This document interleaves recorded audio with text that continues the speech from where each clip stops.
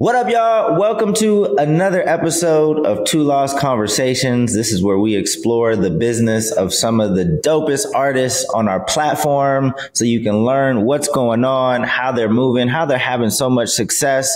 So hopefully you can apply some of these gems to what you're doing.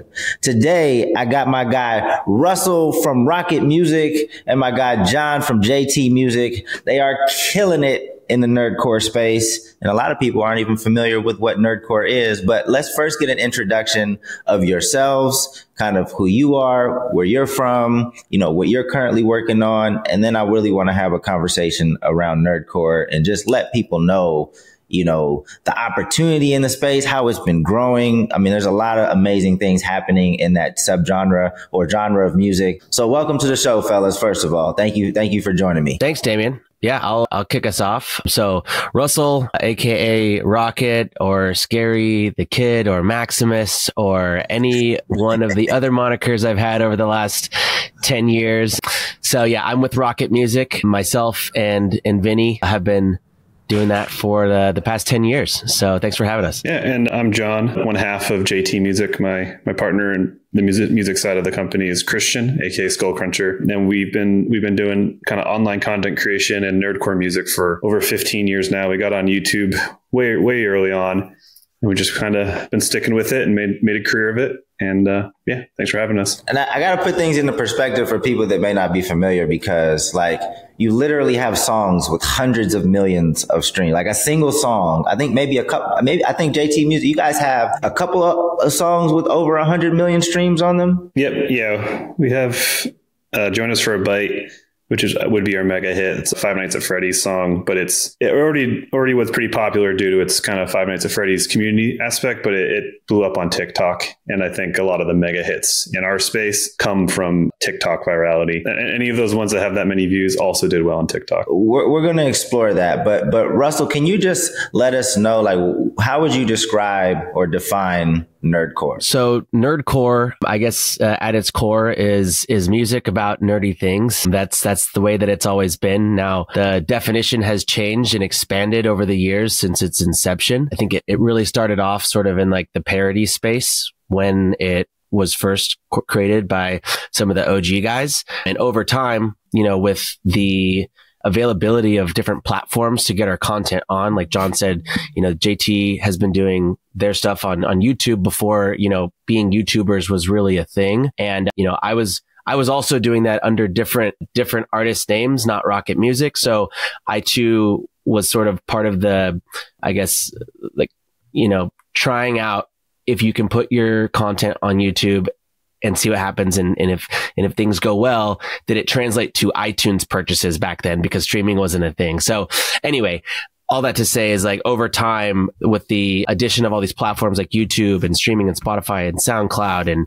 Apple Music, all these things, the genre has expanded and the definition of nerdcore has sort of changed. And now it's all encompassing to any type of content about pop culture, memes, video games, anime. It could be literal, it could be more conceptual, and there's a vast array of types of nerdcore at this point. Yeah. So in your bio, I think it said in 2015, you knew that nerdcore was about to experience a lot of growth. It was it was booming. So you saw something early. What specifically did you see to know that you guys were going to have, a bigger audience, a bigger community, that there was an opportunity here? For me specifically, and John, if you want to go after, I think it started with posting content on YouTube and having things go viral before, you were able to really monetize and make money. So we were going through our biggest win back in,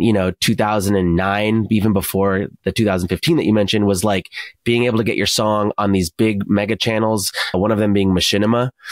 So if you got your song featured on this channel, Machinima, you got so many eyeballs on YouTube because it got millions of plays. And at the time, there wasn't a lot of channels getting that kind of exposure. So that's when I knew. I was like, okay, if people are enjoying this song about Halo and Call of Duty that's getting 10, 15 million views, there's something here no matter what. I don't know what it is, but there's something here. And that's my experience. Yeah, for us, that timeline roughly is similar, but more so we always created just kind of like we always made stuff together. We grew up down the street from each other, kind of just that was my relationship and continues to be with Christian. And so we kind of, that drove us. And then when things really took off around 2014, 2015, and we could quit our day jobs, you know, that's when we realized there's something huge here. And that was really when just content creation, influencer, like those weren't even really terms until then, kind of came into the scene and it all became viable. And I feel like we were sitting on a particular goldmine of a way to make content just due to its evergreen nature and its long tail viewership in just the video side of things, let alone the music. You know, we have a whole different vertical, a whole new different revenue source, you know, so it's like, it's a very lucrative avenue as far as YouTube video content creation goes. Yeah. So I think it's cool that like, cause when I'm pretty sure I'm older than you guys, but when I was coming up, like being called a nerd was like a diss, like you didn't want to be a nerd. But like, it seems like now, like people are kind of embracing that term and kind of owning it, having pride in it. Like, is that part of it? Like, it seems like people, it's no longer, you can't diss me by calling me a nerd. Like I like these things. That's who I am. And there's a huge community of people just like me and we vibe. Like it is what it is. Is that, you know, that's kind of what I've seen from the outside looking in. What is the culture and the experience like within the community? Yeah, I got a tattoo yesterday of Rockit, and I had this conversation with my tattoo artist who's probably early 40s. No correlation to you, Damien. That was where that's me too. I'm early 40s. So we had this conversation, and he was looking up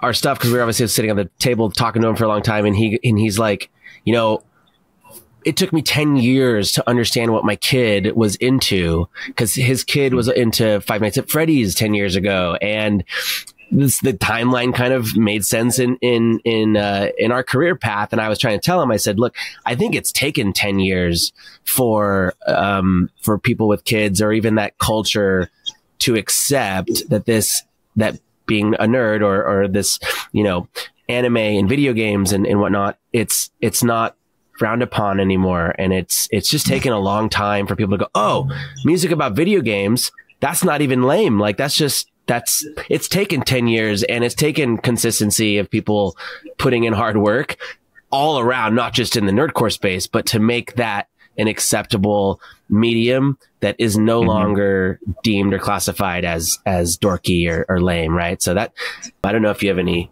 thoughts on that, John, but it's my side of things. Yeah. I mean, as far as from within the community, I think anyone that's been creating on YouTube for the most part, at least in the beginning, was already looking for that outlet to express themselves. So as far as within the community, I think there's no stride lost and people are always kind of expressing themselves through music and Halo or Call of Duty or Five Nights at Freddy's or whatever it is. But I think a lot of it just has to do with the exposure and growth of it itself. But I think that these things are more socially acceptable, help a lot of new artists come in and make nerdcore music, and they don't have to, like, maybe if being a called nerd or being strongly associated with nerdy properties or whatever was something they were shying away from, you know, obviously with you know, kind of the external shift in things. Now people are a lot more open and I think accepting of nerdy culture. And so those creators are probably more likely to want to go and do it. And with that externally nerdy stuff's blowing up, you know, obviously it's not where it used to be, but Marvel's dominance is the biggest example of kind of something nerdy, just like setting itself in the cultural zeitgeist, like worldwide, you know, and that being the thing. So, yeah. I think it's dope because as you get older, you realize the only thing that's not cool is not embracing like who you are and like being true to yourself. To me, that's the only thing that's not cool anymore. If you're trying to be something that you're not. So I really, you know, I personally don't like participate in some of these things, but I think it's really dope just to find other cultures, you know, genres of music that really just kind of embrace who they are. And you guys just seem like you have a really good time, just like looking at some of the videos and things like that. It's really just about having fun. It seems like it's all like just positive. And that's definitely something I can rock with. I want to go back to something you said, John. You said that a lot of the stuff you do on TikTok translates to the streams. And running those numbers up. Can you talk to that of like what kind of content you're creating, at what pace, how much content you're creating? Like, how is it translating to stream so well? Yeah, unfortunately, I don't have a great answer. It's something that we don't understand, and the songs that have been that take off, and the parts of the songs that people fixate on, and the memes that transform from our music. It's just this kind of sentient being thing. And I don't even know how to say it. It's just like happens. I don't know. And it's out of our control. We try to make music on topics, very theatrical based songs at times, quotable lines. I mean, there's creators that do make songs for TikTok. And I think give a better answer, there's one example is like the before and after format on TikTok is huge. And so there's, we have a friend in the space who made a song where the lyrics are, "I used to be beautiful, now look at me," with the catchy song. And that's an example of kind of generating a song that would hopefully kill it on TikTok. So, I know that's not the best answer, but it's truly something that's beyond me. And I'm trying to understand TikTok. I know Russell's on the same boat. It's a weird platform. Yeah, I mean, because Russell, you're having a lot of success streaming as well. I think your top song, it's called Enderman Rap, I believe it's called. Is that what it's called? Enderman Rap? It's one of them, which is crazy because it's a much older song featuring really notable and like one of the considered OG legends, Dan Bull, which came sort of before us or alongside of us. But that song's like one of those weird anomaly songs where I really couldn't tell you how or why it did what it did. I'd say a better example, a more, I guess, relevant example for like today's culture is this meme of the skibbity toilet stuff, which is so crazy. And it was one of those things, and not to like pivot the conversation, but it was one of those things where it's like part of what we have to do is like identify what a potential trend is going to be early enough to like ride the wave at the perfect time. And that meme or those videos that were surfacing last summer, I saw it and I was like, A, I don't understand it. B, this is like so bizarre. It's heads coming out of toilets to this weird, goofy song. And that's it. And I just like saw the views that was happening. I'm like, okay, let's just do a silly song about it. I'm not going to take it very seriously, but let's kind of test the waters. Sure enough, of course, that's like our biggest song. And we made it in like probably 24 hours just to see what would happen. And now it's 30 million views on YouTube. And it's one of those things on TikTok where my video, if I posted a TikTok about that song right now, would not do very well. But it's got 100 other videos that have millions of views about it. And I don't have the answer as to why that is. It's one of the mystery of TikTok, but there's behind the scenes stuff that happens is, yeah. Yeah. I mean, sometimes you just don't know. I asked a lot of artists about their top songs and like why that one went. And, most artists don't really know. There was no like big plan behind it. And, sometimes it's a song they were thinking about not even releasing. They were like, oh, I didn't even know. I just threw it out because, I just wanted to post something that week and then it went. So JT Music, you guys said you started it by accident. Like what does that mean? You guys maybe just threw something out there and it just did well and then you just started to keep rocking with it? Yeah. So we were 15, 16-year-old kids. As I mentioned, Christian and I, we created together, whatever that would be. And I had moved to North Carolina. And so we then got in touch over Xbox Live. We were like, the internet had been around for a while, but we kind of we realized we could collaborate through the internet. And he was making parody songs and remixing the beats from games. And he remixed the Halo from Halo 3, the beat. And I was like, oh, and I also on the other side started capturing gameplay and making montages of Call of Duty stuff, of Call of Duty gameplay. And I was like, hey, if you make the song, I can make a music video. And then we did, and it just went viral. And then we just kind of okay, let's do another one. And we had no ambitions. It's just like, let's make it like people like it. Let's make another one. We make another one. And then we eventually got onto a contract they called it a consultant, Machinima. We were just essentially just a contractor to make videos for their channel. Mm-hmm. And then we just started making them. It's kind of the beginning, kind of how it just happened. So just caught some virality right out the gate and decided to keep rolling with it. That's dope. Different time. The internet, is just, there's no saturation. It's like if you made something that had that spark, that was good quality, that had a lot of charm, you're pretty much golden those days on YouTube. Yeah. So when I used to run a record label, and our our music just kind of organically resonated with the Juggalo community. And I wasn't even familiar with what a Juggalo was at a time. That's not the music I grew up listening to. But I realized this is kind of a cheat code because we've authentically tapped into a community that already has an infrastructure. They already have Facebook groups and they're already connected on MySpace. If that's why our music is spreading so fast, because these people it's a community that exists that's talking frequently. I imagine it's the same thing with the Nerdcore community. You guys are already congregating in similar spaces. I'm imagining there's probably Discords, where you can discuss games and things like that. If I can authentically tap into this community and they start rocking with my music, there's a potential for it to pick up very fast.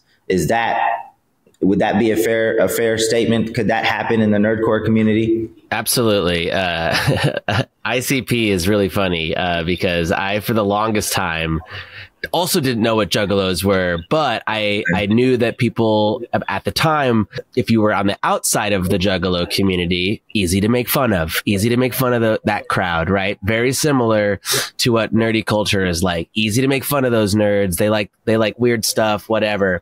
Now it's all very different and all very accepted.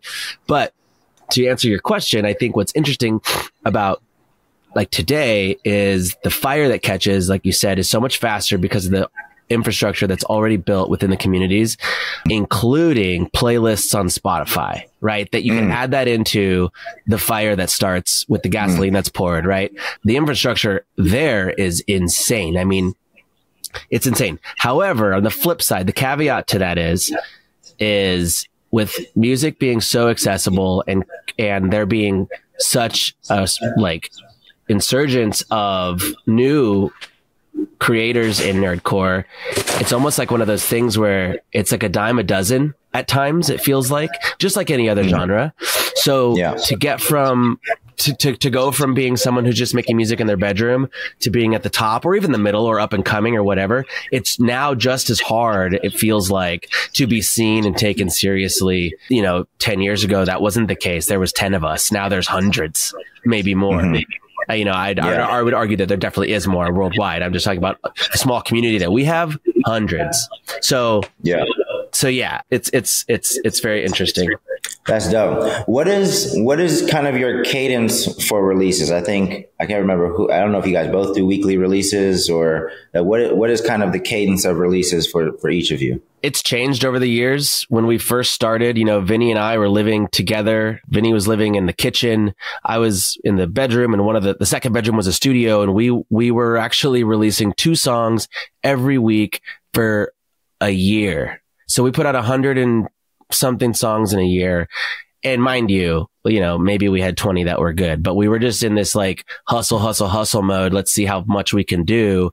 But then we went to like a once a week cadence, and, Rockit and, JT and a lot of the other guys were on this. I don't know how we didn't call each other and say, hey, let's do weekly music, but it all sort of happened. It kind of just happened that we knew that weekly music, A, gave consistency, B, gave you more output as a chance of something going viral. And then, it also fed the algorithm, which favored channels posting content regularly. But because ours were a little bit more high quality, it took longer to produce. So it's like, we're not like a vlogging channel that can make a new 10-minute video every day, so once a week felt like a good medium.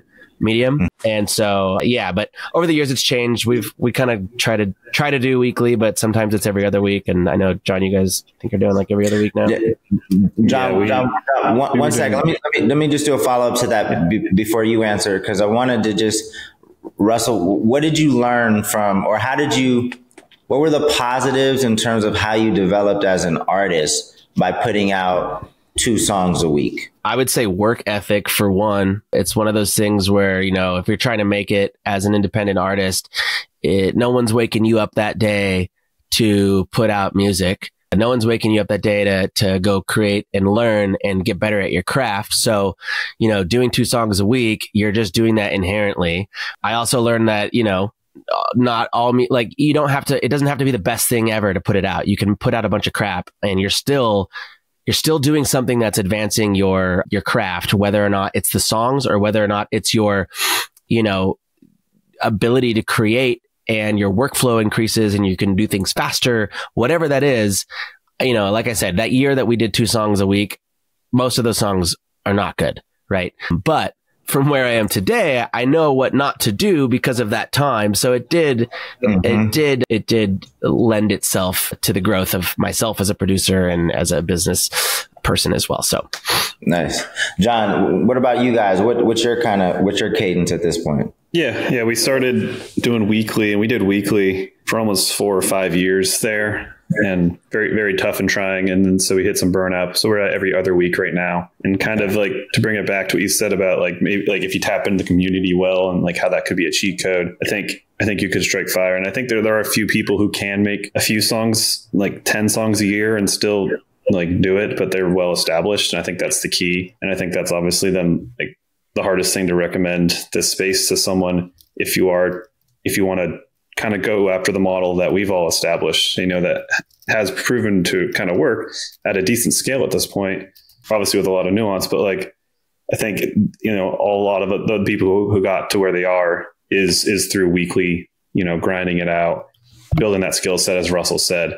And so that's kind of the caveat, I guess, the other caveat to breaking into this space and its lucrativeness. Speaking of lucrativeness, I would never ask you guys how much money you make, but I do like to ask kind of how your business breaks down percentage wise, right? So I get, you know, my top revenue stream is streaming. My second is YouTube. My third is brand partnerships. What are the top 3 to 4 revenue streams for how you're building your business?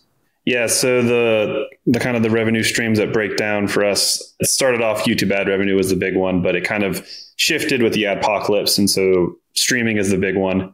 You know, that could be anywhere from 40 to 50% and then of the revenue. And then the next pretty big chunk is YouTube ad revenue, you know, anywhere from 30 to 40%. And then the other the two other big ones would be publishing and content ID claiming.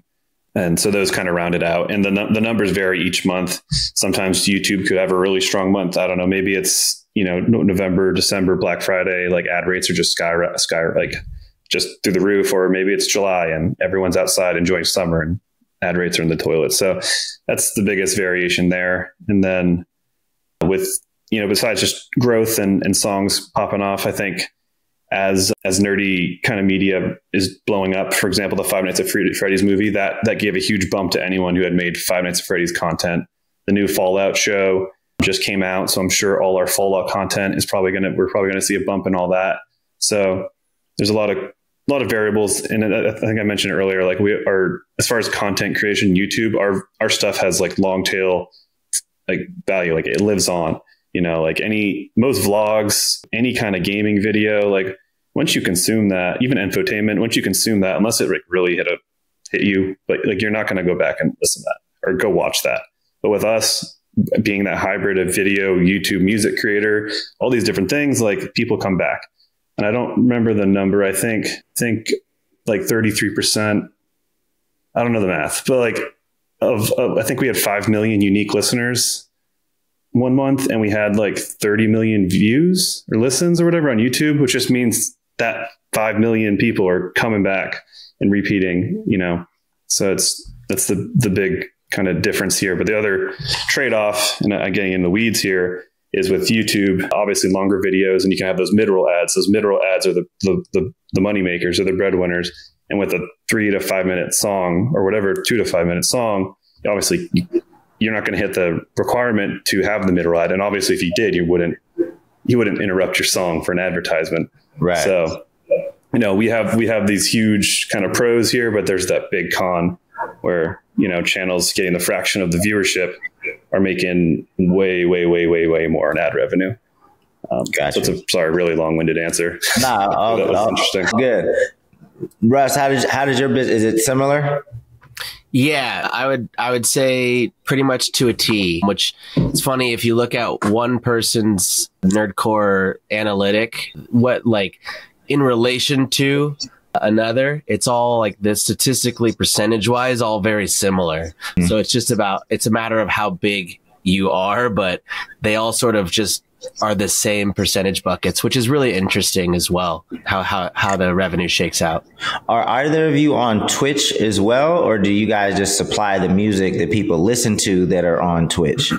I think at some point or another, we've all tried it. I was doing streaming, kind of vlogging, real, whatever we were doing at the time, trying to do the whole influencer lifestyle thing, always on is what it is. Right. And it just, we did that for 2 years and the burnout does happen. And I just realized that wasn't where our brand was going. And that's not what we needed to do to have longevity. And I really feel for people who are the, career Twitch streamers also, because it's not sustainable in my opinion. And if you're not diversifying and figuring out a way to take whatever money or success you have made on Twitch, you're just, you're a street performer, you're an internet street performer, and you can't do that forever. So you've got to find a way to make that money work for itself somehow. Is there anybody in the nerdcore space that you think has already or will kind of cross over to more mainstream or just a wider appeal? Because I remember, who would be a good example? Maybe like an NF who started in the Christian hip hop space and, I don't know if he makes more secular music now or if he just has gotten, really big. But is there somebody like that you guys think in the nerdcore space that's going to cross over fairly soon to be, just a bigger name? I think everybody has the potential to, in one form or another. I guess it depends on how you classify that, because, for instance, Five Nights at Freddy's movie, right? That's it was arguably one of the greatest horror releases for a PG-13 movie, I think, ever, right? And it hit a huge cultural milestone and everything. And The Living Tombstone, one of our colleagues, if you will, in the nerdcore space, they got their song in that movie, right? That's a huge win and arguably one of the most mainstream wins you could possibly have, right? And that's just it's a placement, but it's still a huge win in terms of on the artist side. I would argue, CG5 is probably on his way, moving toward a mainstream path, having some pretty great collaborations with folks outside of nerdcore, et cetera. And we've known Charlie for a long time, and that's something he's wanted to do. Not everybody in this space wants to move in that direction. I think it just sort of needs to align with whoever the artist is and what their goals are, because you can have mainstream placement success, you can have mainstream video game placement, movie placement, or you can go be a touring act, or you could just be a pretty massive YouTuber and have a wonderful living doing that. So it's just what people want to do and how they want to spend their time. Yeah. So you guys came together and you guys started Nerdcore PartyCon. Let people know what that is and why you started it. Yeah, so Nerdcore PartyCon is kind of a weird hybrid music fan festival kind of thing. It's very fan focused, but we created it because when we created it, particularly, it was 2008, 18, 19, when a lot of people were in the song a week grind, and it was just no one had time to tour. A lot of the people that we reached out to are also the types that didn't want to tour, but we let's reach out to our fans and give them that opportunity and let's do a live show, and let's do it once a year. And it started off as the idea of a tour at an annual pace. And so we switched cities and stuff, but we've kind of planted our roots in Raleigh Raleigh, North Carolina for the last few years as we kind of figure out how to run a show, because we've figured this out and have grown it at scale. But essentially it's a kind of 2-day event. The first day is the concert, and we have 20 artists, and it's just a kind of a bang, bang, bang music showcase, greatest hits of the biggest people from this scene. So for the fans of the space, they get to come out to this event, and everyone to some degree or that they like, it's all condensed for them. And then the next day they get to go meet them. And so it's a really unique, intimate event that, for the fans of the space, they get a lot out of it. And it's not just for the fans, but all the artists themselves. It's become a great way to really build a community among the creators and kind of fostering that and providing that platform kind of internally in the creator community of Nerdcore has been huge. And even in some ways bridging all the generations. I think there's different generations of Nerdcore going all the way back to the ones that Russell mentioned. who started kind of underground and touring and hosting songs on their own websites, in the early 2000s. Like, it's bridged that to kind of our era, the early YouTube, to the new, young TikTok kind of Generation Z who grew up with the internet and always knew what influences were. Like, it's been a great bridge of all that. So I don't know if you have anything else to add, Russell. The space they get. No, I guess, a lot out of it's I guess the only thing to add is it's one of the few things that I've ever been to, and not saying this because we're the ones putting it on, but it's one of the few things I've ever been to that you walk away like truly feeling like a wow, that was something I've never like felt before. And it's in a way that's like really powerful. Obviously we're on the creator side, and so they're our fan base, but people that go there and all the parents of the kids that go, they come to us and they say, we've never seen anything like this. This is the greatest thing we've ever experienced and our kids have ever experienced. And that not only validates what we're doing, but it sort of, it's the proof is in the pudding that people feel the way that we feel, and they're not on the creator side, but they're feeling that same energy. So it's a really positive event, and it's a really special event. And do you think that's because are they saying this because of some of the activations, or is it just more so about like the energy that's created in the room, the positivity, the celebration of music and art? I'm assuming it's more of the latter, but maybe a combination of the two. I think, it's a combination of it all. What it boils down to, from my perspective, is we're giving an outlet to folks that maybe, don't have the opportunity, or, in their comfortability wheelhouse, don't feel like, going to mainstream concerts, but they do resonate with the nerdy culture that we talked about. And so we sort of provide that opportunity for these folks to come and enjoy a space where they're part of a community. And it doesn't matter who you are, what you like. You could like music, anime, video games, just the internet in general. And they know that they have a home here.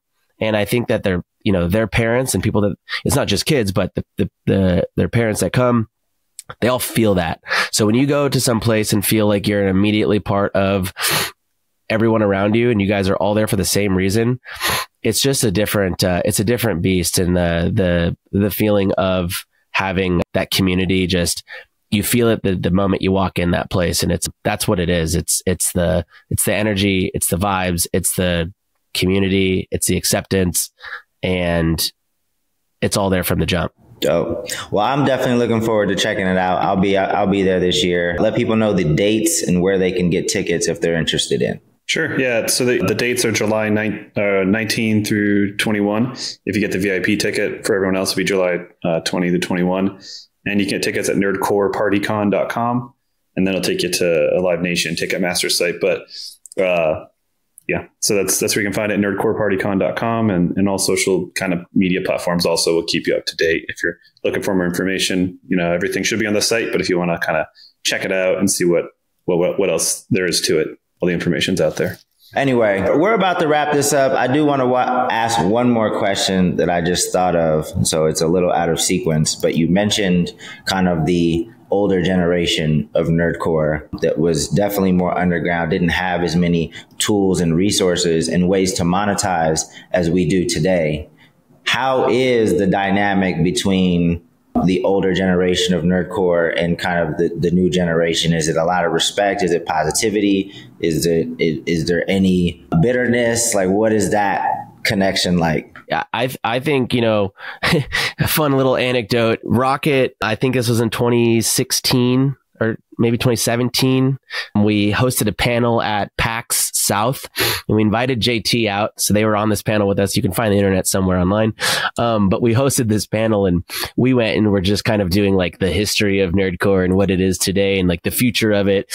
And we were paying respect to one of the legends, OGs, Mega Ran, and we included him in our presentation. And sure enough, afterwards, right, he came up to us. He was there, and he's like, "Hey, appreciate you including me in there." And from day one, we just sort of knew like we've always wanted to respect who came before us, because sure, we're doing something on our own, but it wouldn't really have happened unless we can pay homage to the folks who did it before. So on my side, I know I can speak for John as well. We have massive respect for the folks who came before us to start the conversation, if you will, for what Nerdcore is. And I think for the longest time, there was a little bit of like misunderstanding of what we were doing on the other side of things, because those folks came before us, they were still touring, they were still releasing CDs and such, like more of a traditional sense on how they made their living.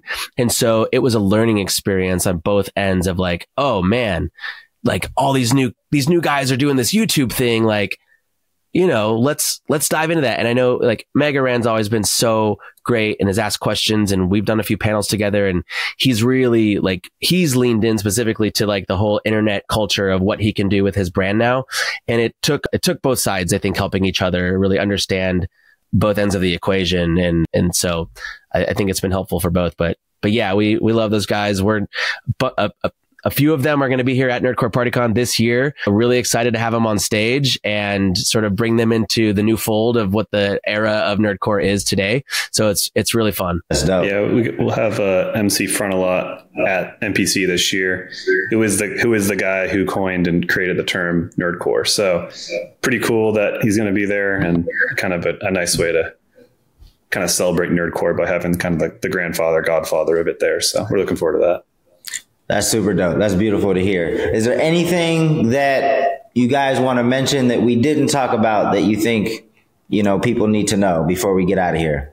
I will end my portion on, and I've seen a few of these that you've done, Damien, and I think you always try to like pull out and have conversations around like give people who are listening and watching some inspiration on what they can do to better their career and advance themselves. And I think the one thing across the board in today's world, whether you're doing Nerdcore or whether you're just doing music, it's like, you've got to be consistent with whatever it is you're doing. If you want to post TikTok content, do it consistently. You're going to have 100 bad days. You might have one good day.